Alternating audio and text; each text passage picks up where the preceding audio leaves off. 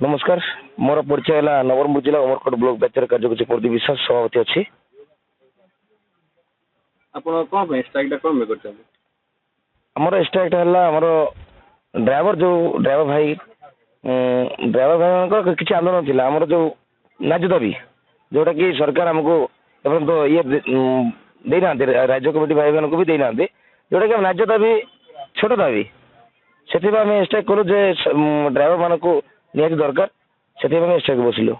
ଆପଣ 4 ଦିନ ହେଲା ଷ୍ଟ୍ରାଇକ୍ ରେ ବସିଛନ୍ତି, ସରକାରଙ୍କ ଉପରେ କଣ ତାର ପ୍ରଭାବ କଣ ଅଛି? देखो प्रभाव तो सरकार पर ना किंतु पब्लिक पर पड़ुचे। सरकार तो जदि प्रभाव पड़ जाता ताले एत पर्यंत निश्चय हमको दाबीटा पूर्ण करता किंतु पब्लिक को क्षमा चाहूँ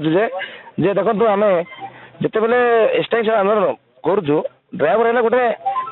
देश मेरुदंड